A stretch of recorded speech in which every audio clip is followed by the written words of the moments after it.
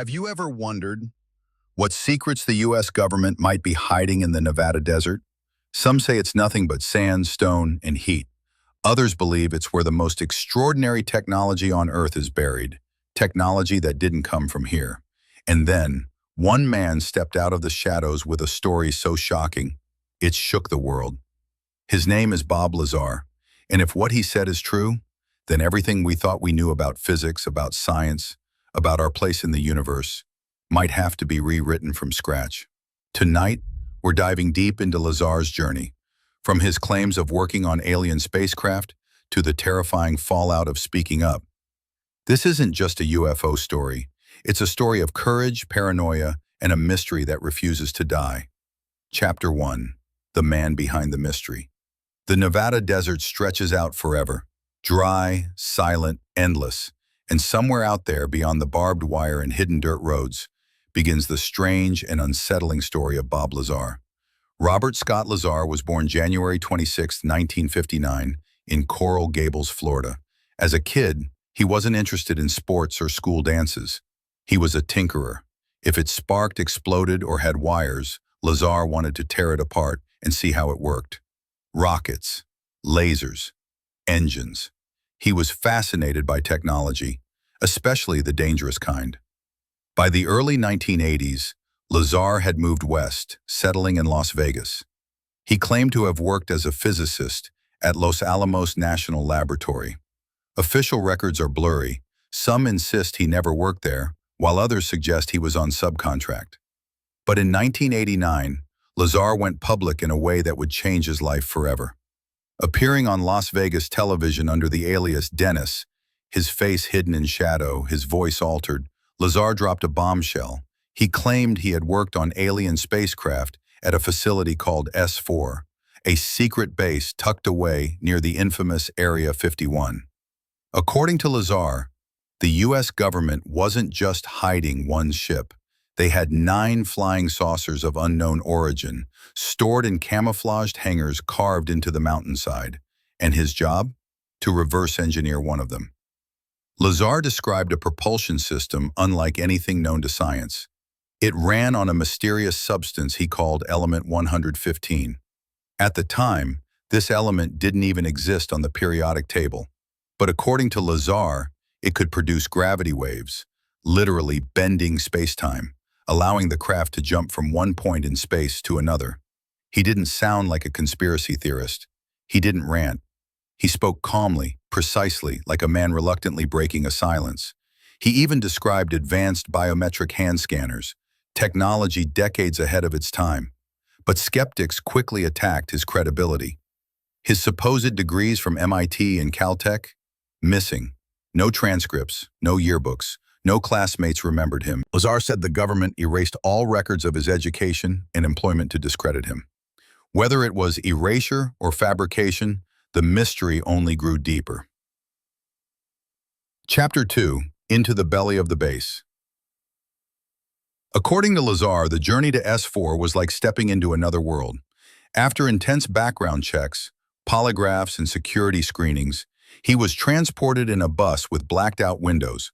The destination was secret, the route hidden. When the hangar doors finally opened, Lazar saw something he would never forget. Inside were 9 craft, each different. Some looked like the classic flying saucers from 1950s movies. Others were more angular, organic, defying human engineering. But the one assigned to him, the one he called the sport model, stood out. Sleek, metallic, shimmering faintly, almost bending light around itself.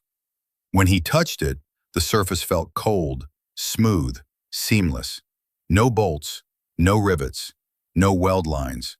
Inside, everything was scaled oddly.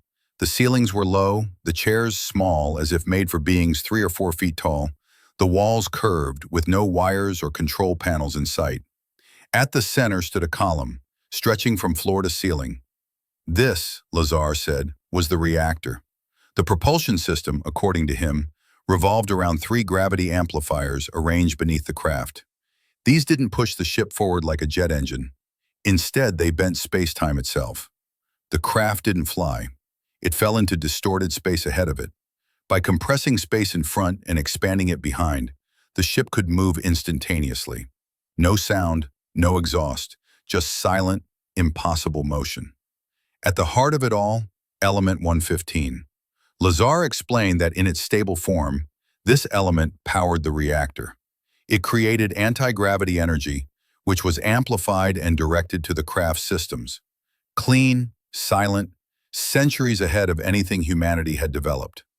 But Lazar never claimed to fully understand it. The work was compartmentalized. He wasn't allowed to talk to engineers studying metallurgy or control systems. That isolation, he said, created an atmosphere of paranoia. Guards patrolled every hall. Conversations were monitored. One mistake could mean termination or worse. Then one day, he was invited to watch a live test flight. The sport model lifted silently off the ground. It hovered in place, then zipped off at impossible angles.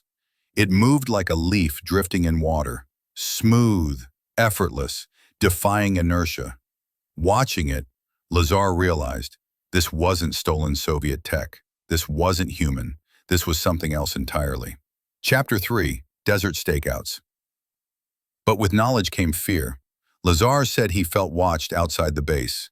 Helicopters circled his home, cars with blacked-out windows parked near his street. And then, he made a reckless decision. He brought friends into the desert to see for themselves. One night, with camcorders and hashtag at Meta, pause, connects, 0.05 just south of Groom Lake. Lazar told them tests usually happened midweek, at night, and sure enough, they saw it. A glowing orb rose above the mountains, silent, bright. It hovered, then darted sideways at impossible speed, stopping on a dime before shooting off again. His friends were stunned. Shaky footage caught only faint lights in the distance, but to them, it was undeniable. They'd seen something no human aircraft could do. But soon, the stakeouts caught attention. Military security confronted them. Armed personnel emerged from the darkness, confiscating cameras, taking names. Lazar was later called in. He was shown transcripts of his private phone calls, proof he was under constant surveillance. His clearance was revoked. His work at S4 was over. But the pressure didn't stop. He was followed, harassed, threatened. And so, Lazar made a choice. If the government wanted to silence him, he would speak louder. He went to investigative journalist George Knapp. And in May of 1989 on Las Vegas television, Bob Lazar told the world about S4, the saucers, and the technology that could change everything. Overnight, Area 51 became a household name. UFO history would never be the same. Closing of Part 1 of Bob Lazar. Really a whistleblower who risked everything to tell the truth, or a master storyteller who fooled the world? As we push deeper into his story, we'll follow him past the fences, past the cameras, into the shadows of S4, where the extraordinary just might be real. In Part 1, Bob Lazar stunned the world with claims that he had worked on alien spacecraft at a secret facility called S4 near Area 51. He described technology powered by a mysterious element, a propulsion system that bent space-time itself. But once his story went public, Lazar's life unraveled, and what followed was a storm of doubt, paranoia, and science that bordered on the impossible. Chapter 4. The Fallout and the Doubt. When Bob Lazar stepped into the spotlight in 1989, he knew people would doubt him. What he didn't expect was how thoroughly his life would be dismantled. Journalists, skeptics, even government officials, everyone started digging. The first target, his education. Lazar claimed he had degrees from MIT and Caltech, but investigators couldn't find a single record. No transcripts, no yearbook photos, no classmates remembered him. To many, this was proof he was lying. But Lazar pushed back, saying the government had erased his records to destroy his credibility. He pointed to missing employment files at Los Alamos as evidence. And yet, there were odd breadcrumbs. A 1982 Los Alamos phone directory listed his name. A local newspaper featured him working on a particle accelerator. Clearly, he had some connection. But was he really a physicist or just a technician? Then came the legal trouble. In the early 90s, Lazar was arrested for helping set up a prostitution operation. It had nothing to do with UFOs, but it crushed his credibility. For skeptics, this was the nail in the coffin, but believers saw it differently. To them, it was just more harassment, a way to discredit a whistleblower who had revealed too much. Lazar, for his part, didn't chase fame. He retreated. He started United Nuclear, a small company selling chemicals, lasers, and lab gear.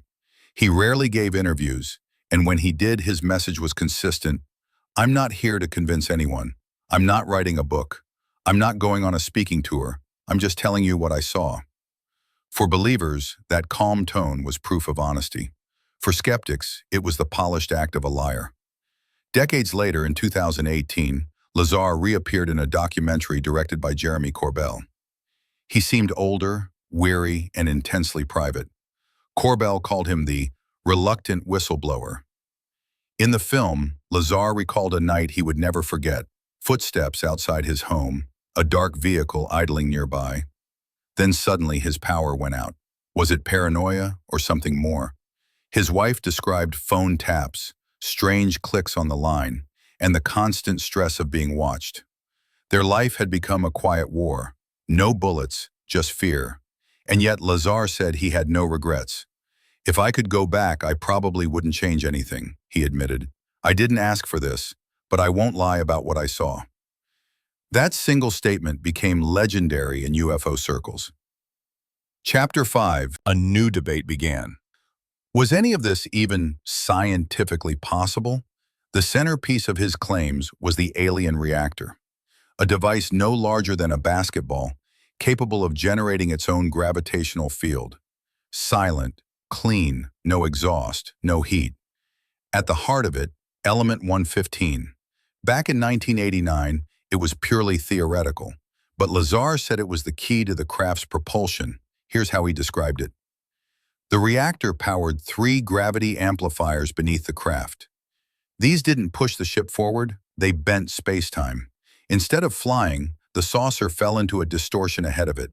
By compressing space in front and expanding it behind, the ship moved instantly. No inertia, no drag, no resistance. Imagine this, a craft that doesn't travel, but instead pulls space toward itself. Lazar claimed the system created a distortion bubble, a gravitational lens. Inside, time itself slowed down compared to the outside world. If true, it would revolutionize physics. It would make fossil fuels, rockets, even nuclear engines obsolete. Interstellar travel wouldn't just be possible, it would be practical. But there was a problem. In 2003, scientists in Russia finally synthesized element 115, now called moscovium. It was unstable. It decayed in milliseconds. Skeptics saw this as proof Lazar was lying. But Lazar argued the version he worked with was a stable isotope, something not found naturally on Earth, maybe manufactured elsewhere in the universe. And he admitted something crucial. He didn't fully understand it. His work was reverse engineering, not creation. It's like giving a motorcycle to someone from the 1800s, he said. They could describe it, maybe sketch it, but truly replicate it? Impossible. He described the way the craft moved, belly first, not nose first, because the amplifiers were underneath, focusing forward. To him, this wasn't just alien, it was elegant. Skeptics dismissed it as technobabble, but others noted his consistency. For 30 years, his description never changed. And whether true or not, his words sparked imaginations.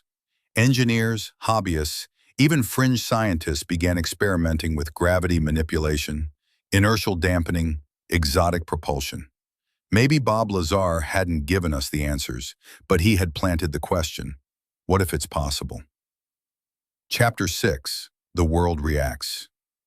At first, the media treated Lazar like a local oddity, a strange man with a wild story. National coverage turned harsher, painting him as a fraud, a fantasist, an opportunist. But there were cracks in the narrative. Journalists noticed odd details. People who knew Lazar refused to talk. Records that once existed had vanished, and security clearances he described matched reality too closely to be guesses. The scientific community split. Many dismissed him outright, but a smaller group admitted his descriptions weren't nonsense. They echoed real theories: gravitational lensing, wormhole, meta, pause. Sex 0.05, concepts advanced physics already explored. In UFO circles, though, Lazar became a prophet. His story became the skeleton key that unlocked everything. Roswell? Maybe one of the 9 craft. Rendlesham Forest? Reverse-engineered tech. The modern Navy Tic Tac sightings? Almost identical to Lazar's descriptions.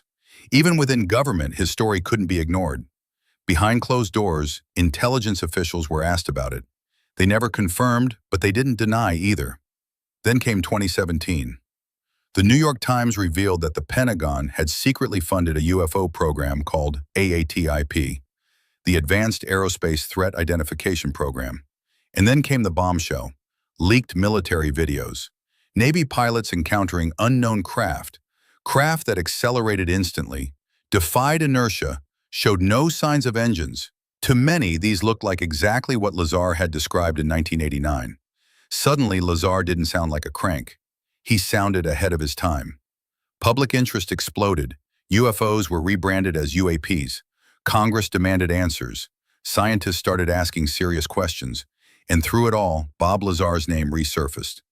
But was he truly a whistleblower, or just a man who got lucky with predictions?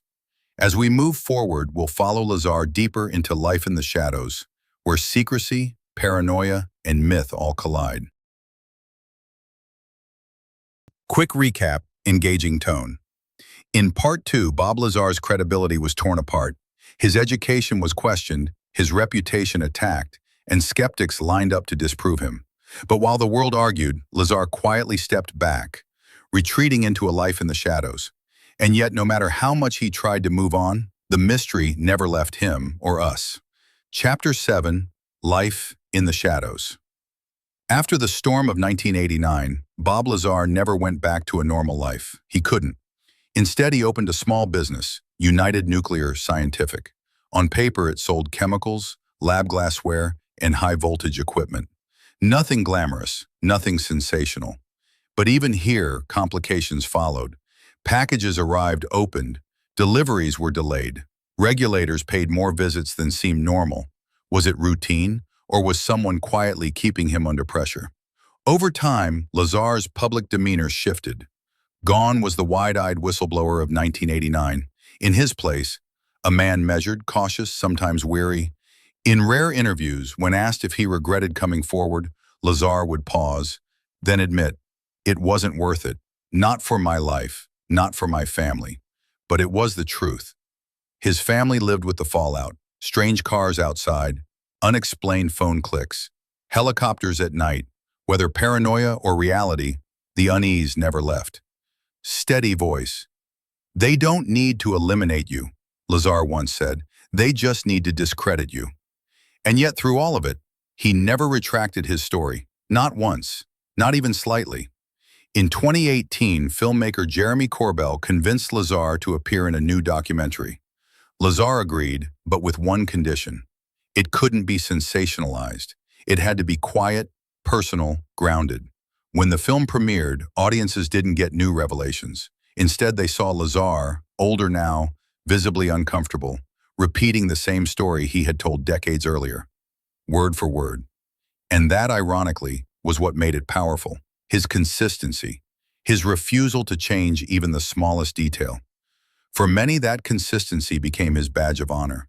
Chapter 8, Echoes in the Sky. As the years slipped by, Lazar's story stopped feeling like a headline and started feeling like a legend. The world itself began to shift. By the 2020s, UFOs, now called UAPs, were no longer fringe.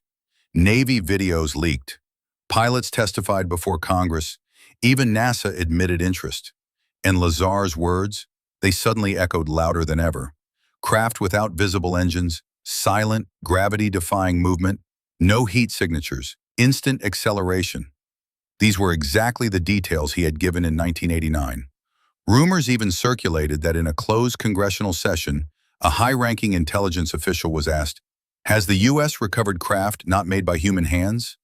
The answer, whispered through back channels, was a single word: yes. For Lazar's supporters, that one word was generations too young to remember 1989. discovered his interviews for the first time. And many came away stunned, not because they believed everything, but because he sounded consistent, haunted, and sincere. Some researchers even tried to locate S4 itself.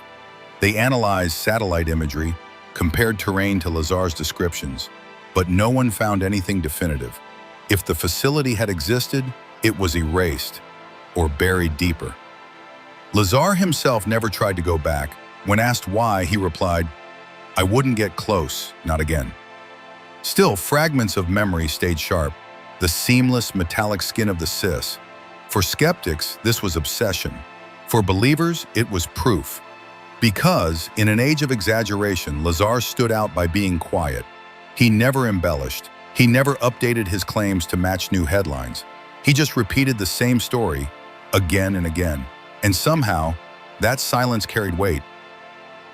Chapter 9. The Weight of Memory. In later years, Lazar lived in the space between myth and man, running his small supply store, living quietly with his wife.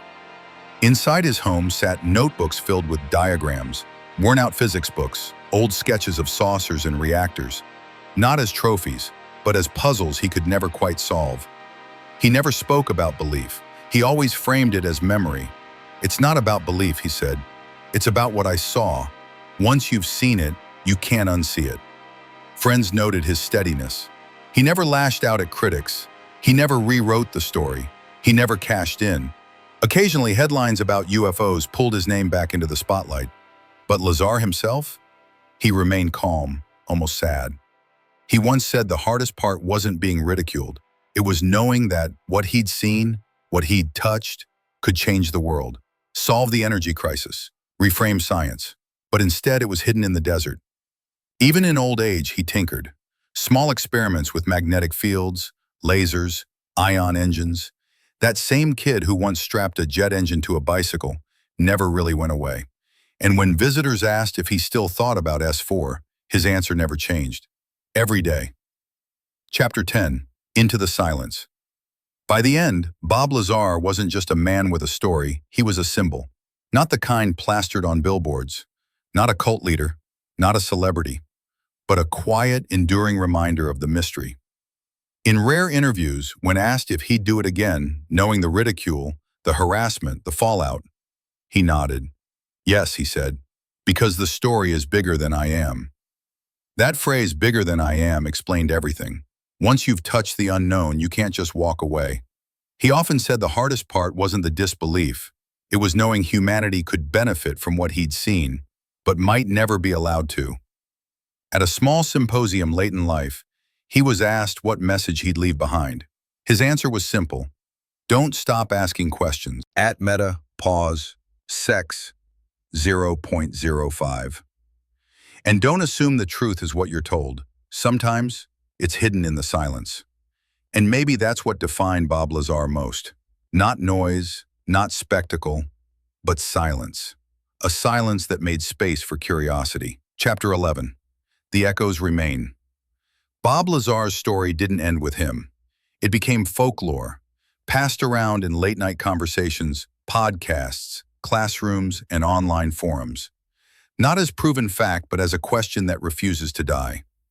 Every time a pilot reported strange lights, every time Congress held a hearing, every time a leaked video showed something impossible, Lazar's name returned, not shouted, whispered, like a reminder, he told us long ago. Generations too young to remember 1989 still ask the same questions. What is gravity really? Why would governments bury discoveries? And if we've recovered something not from this earth, what does it mean for us? That's the real legacy. Lazar didn't just tell a UFO story. He forced us to confront our perspective, to consider how fragile our version of reality might be. Most people who hear his story don't walk away convinced, but they walk away changed, looking at the sky differently, wondering. And that sliver of doubt, what if he was right, never leaves. So maybe Bob Lazar wasn't a prophet. Maybe he wasn't a hoaxer. Maybe he was a mirror, reflecting our deepest need to know what lies beyond. Because the desert is still out there, silent, vast, and somewhere in that silence, echoes remain. And if you ever look up at the stars and wonder what's really out there, You'll remember his name, Bob Lazar.